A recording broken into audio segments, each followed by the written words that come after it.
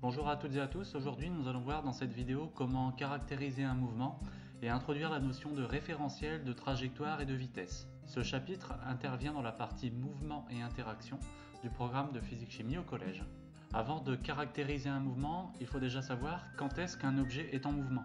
Dans cet exemple, un train se déplace vers la gauche, un personnage C est assis dans le train, un personnage B reste sur le quai et un personnage A se déplace dans le train de manière à rester à même distance que le personnage B. Alors la question est simple, qui est en mouvement, qui est immobile? On pourrait dire que C est immobile car il est assis dans le train, mais en même temps, on pourrait aussi dire qu'il est en mouvement parce que le train se déplace. Il est donc très important de préciser un objet qui va nous servir de référence pour décrire un mouvement. Cet objet, on va l'appeler le référentiel. Alors, ce qu'il faut retenir, c'est que l'état de repos ou de mouvement d'un objet est défini par rapport à un objet de référence appelé un référentiel. Un objet A est en mouvement par rapport à un objet B, qui va servir d'objet de référence, si l'objet A change de position par rapport à l'objet B. Si A est en mouvement par rapport à B, alors B est aussi en mouvement par rapport à A. Donc revenons à notre exemple. Nous pouvons dire que A est en mouvement dans le référentiel C, par contre A est immobile dans le référentiel B. Effectivement, la position entre A et B n'évolue pas au cours du mouvement. De la même façon, B est en mouvement dans le référentiel C et immobile dans le référentiel A.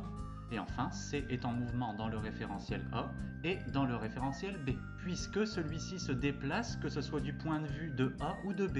On va s'intéresser maintenant au personnage B qui est sur le quai, c'est-à-dire sur le sol. Alors vous êtes d'accord pour dire que le personnage B est immobile dans le référentiel du sol. Et le référentiel du sol, on lui a attribué un nom bien particulier, on appelle ça le référentiel terrestre. Donc on peut dire que B est immobile dans le référentiel terrestre. Alors prenons un peu de recul, le personnage B est sur le sol, c'est-à-dire à la surface de la Terre. Mais il ne faut pas oublier que la Terre tourne sur elle-même. Donc par rapport au centre de la Terre, B est en mouvement. Ce référentiel-là porte également un nom bien particulier, on appelle ça le référentiel géocentrique. Donc B est en mouvement dans le référentiel géocentrique. De la même façon, la Terre tourne autour du Soleil, ce qui veut dire que B est en mouvement également par rapport au centre du Soleil. Et le référentiel lié au centre du Soleil est appelé référentiel héliocentrique. B est donc en mouvement dans ce référentiel. Passons maintenant à la notion de trajectoire. Donc on voit ici un ballon qui se déplace et la trajectoire de ce ballon se définit comme étant l'ensemble des positions occupées par ce ballon au cours de son mouvement. Cette trajectoire est ici tracée en pointillé. Ce qu'il faut retenir, c'est que la trajectoire d'un objet est l'ensemble des positions occupées par cet objet au cours de son mouvement. Et on verra qu'il existe différents types de trajectoires. Donc premier type de trajectoire, donc on voit ici un ballon qui se déplace a priori en ligne droite.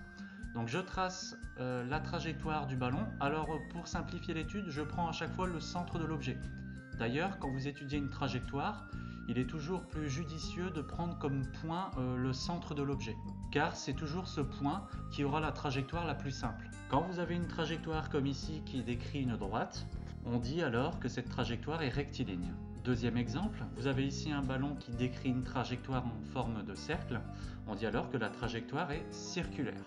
Et enfin, quand vous avez un objet qui se déplace suivant une courbe quelconque, dans ce cas-là, on lui attribue le nom de curviligne. Passons maintenant à la vitesse.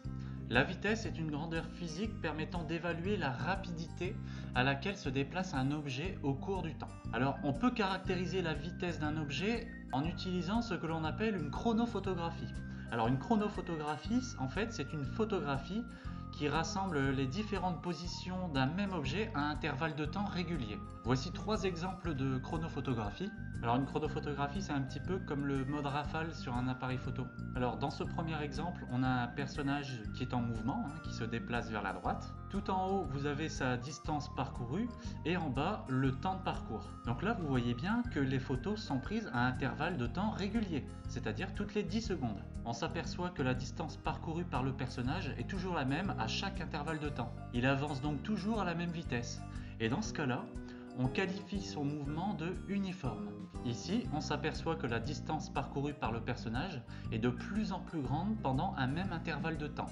Sa vitesse augmente donc au cours du temps Et dans ce cas-là, on dit que son mouvement est accéléré. Et enfin, ici, la distance parcourue par le personnage diminue au cours du temps, sa vitesse diminue donc au cours du temps, et on qualifie ce mouvement de ralenti. Conclusion finalement, pour décrire correctement un mouvement, il faut tout d'abord préciser le référentiel, et enfin attribuer le terme correspondant à sa trajectoire suivi de celui correspondant à sa vitesse. Dans cet exemple, on peut qualifier le mouvement du joueur comme étant rectiligne accéléré dans le référentiel terrestre, car celui-ci se déplace en ligne droite et que sa vitesse augmente au cours du temps. Pour finir, le mouvement de cette nacelle d'une grande roue peut être qualifié de circulaire uniforme car sa trajectoire décrit un cercle et que cette nacelle se déplace à vitesse constante. C'est la fin de cette vidéo, j'espère qu'elle vous sera utile, je vous remercie.